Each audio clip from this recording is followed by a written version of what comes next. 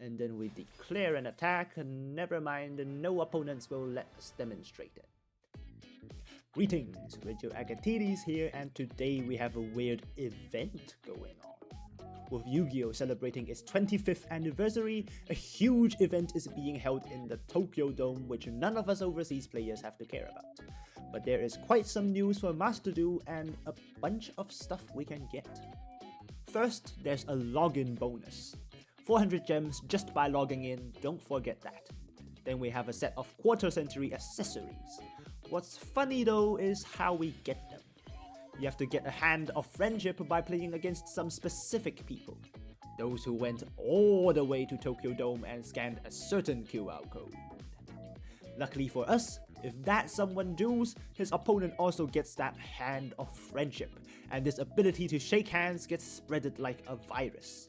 Soon enough, everybody who played the game will get it, so you don't have to go all the way to Japan to get a digital deck box. And you'll be tired of the weird hand cutscene. That's what we'll do today, go and shake hands with people we don't know 8 times. Finally, we have the reveal of the next pack, and oh there is big because Diabellstar is coming. If you are aware of the actual card game scene, Diabellstar is absolutely everywhere just like how the Adventurer engine was. So brace for impact, you will be going against her all day. Back to what we are doing today, we're getting those accessories by grinding some ranked. I was slacking off, and in the blink of an eye it had been weeks since I last played ranked. My last Exotic deck is not cutting it with Fenrir Limited. Don't know when the Exotic support will arrive, they released more than a year ago now, but just saying, Diabellstar is a level 7 non-tuner monster. Exotics aside, for now we need a deck to get up to speed, and ideally slightly unfair. My choice for today is the Tellarknights, a deck that everyone only remembers for turn skipping, and today I'll make you remember it for another thing. Yup, double.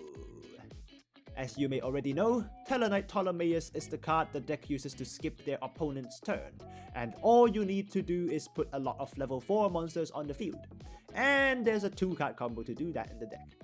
But in Master Duel, you have to prepare to go second, and this is where Yup Double comes in. By running one double or nothing in the main deck as a garnet for Utopia Double, Utopia Double can summon the original Utopia, use its effect to negate its own attack, and then double or nothing to double its attack to 10k using any 2 level 4s. That covers up our need for a going second OTK option, and with this deck's ability to spam level 4s, that is not hard to achieve. We can still skip turns by the way, there is no conflict between the 2 strategies. That's the deck. Let's pray that we don't draw the double or nothing. It really is nothing if you draw it in the hand. Here we are in solo mode against our favorite opponent, the True Monarch. He had his turn skipped so many times in here. We're here today however to demonstrate the Utopia Double combo.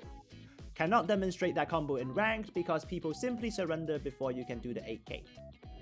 And then we declare an attack, and never mind, no opponents will let us demonstrate it. The Monarch also shows a problem with this deck. We have no outs to floodgates. The deck is simply packed so full, we cannot fit a single Lightning Storm or Duster in there. And then there's the problem with Utopia Double itself. It cannot attack directly, so if your opponent has a single defense position monster, or simply having no monsters on the field, Utopia Double cannot deal lethal, so bear those in mind. But other than these things, the Utopia Double combo is very simple, and with our Utopia Pass as extenders is even better. So to make Utopia Double, we need 2 level 4s, we just normal summon a level 4, use Liren's Search out of habit, and then use Armed Sage. When we have a level 4 monster, it summons itself. And then with these 2, we can make Utopia Double. Now Utopia Double's effect will trigger Armed Sage's effect to search because it's an Utopia XZ monster. And at the same time, if our opponent uses an effect Vader or anything, we can just chain Utopia Double's effect because it's a quick effect for some reason, and dodge all of that. If you draw the double or nothing in your hand in the first place, you cannot activate Utopia double, so just don't bother if you did. XC change into the normal Utopia have to be this one because you have to use the effect to negate an attack yourself. Oh yes, Armed Sage can also search as Asura Strike. Asura Strike is our target because it's a level 4 and it can allow your Utopia monster to attack all opponent's monsters at once. Probably will come up somewhere. We can use this effect directly attaching it to our Utopia, while equipping it, gain 1000 attack and it can attack all monsters our opponent controls once each. Then we go into the battle phase. Declare an attack, and then you negate your attack yourself. Not intuitive, but we need to do that because this is how you trigger double or nothing.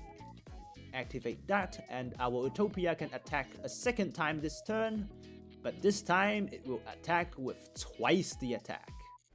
12k punch, but because our opponent only has a defense position monster, it does not do lethal. We are going first, so let's skip their turn, never mind, we have... What the f is this hand? Mekankos will have a tough time going over this board.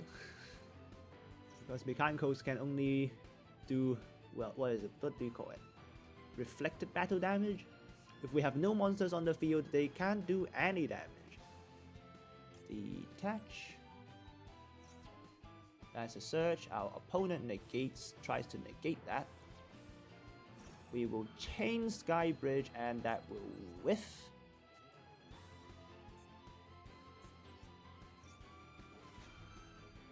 And who do we summon?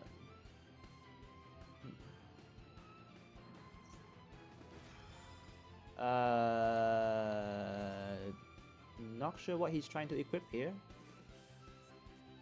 Take control. We'll grab Liren anyway. Actually, Alteran. Need Alteran so that we can summon whatever's after. Yep, he shuffles. What Caduceus searches is a Caduceus and it needs a Constellar on the field. Can't summon that because I'm locked to Tellarknights off Skybridge. Always forgets that. Pleiades is good. We can use Pleiades. Bounce a card and detach. We want to bounce the Mikanko instead of Braver. So we can yup double. Bounce the Mikanko instead. This adds an equip spell, but that's fine because he's dead this turn.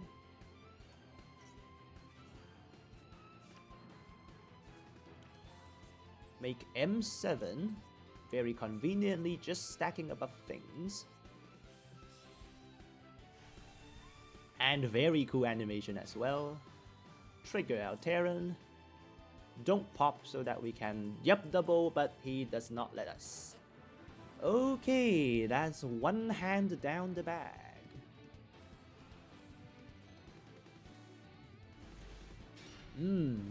Double Zexo Sage or whatever ZS stands for.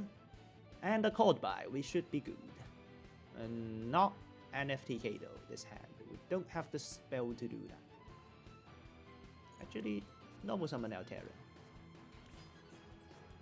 Use Alteran as material instead. So we can leave the Ascended Sage if we want to build that part of the board. Yeah, we can do that, totally. Caduceus. Probably the strongest XC monsters released recently. Detach the Alteran, we want to bring that back. Get Caduceus. Takes the Ash. I kind of need that continuous spell, so we'll call by on that. Can I afford to play around it? No, we don't have one more Constellar in the grave. Make double first.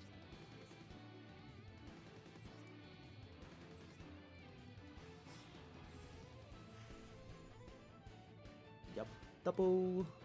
Trigger the Sage, get us a ranked up. Rank up magic Zexoforce can be used not only on Utopia monsters, so if we want to change our Caduceus into a negate, we can do that. And then our Terran, at double or nothing, summon Dragonar. Dragonar can get us a Titanic Galaxy, that's a spell negate. What else do we want on our board? We can make, let's make Ptolemaeus this time. That's a free chain pop into a Pleiades the next turn.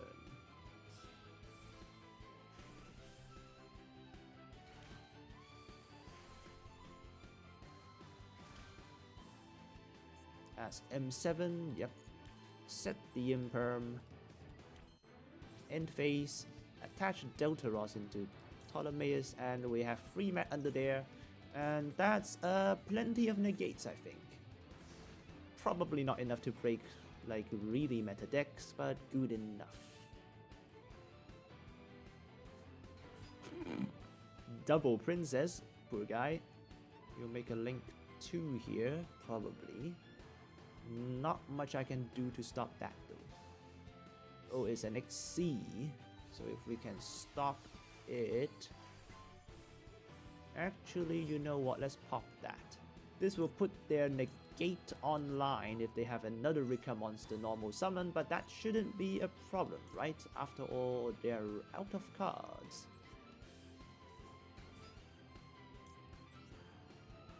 Pop a lot. Select another card.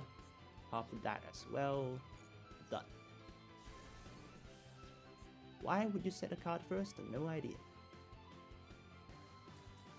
End of game. Let's go. Second hand.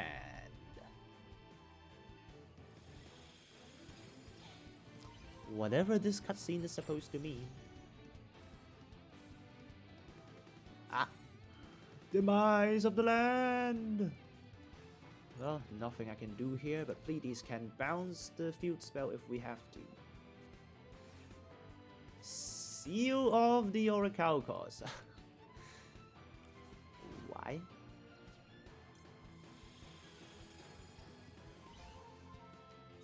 Last hand. Is this done? Not yet. I think we need one more. We still have to finish the center part.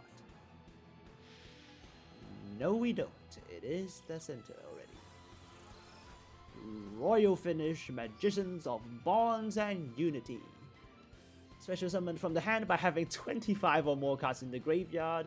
And then while your opponent has 25 or more cards in their graveyard, this card gains 2,500 attack. How are we supposed to do that?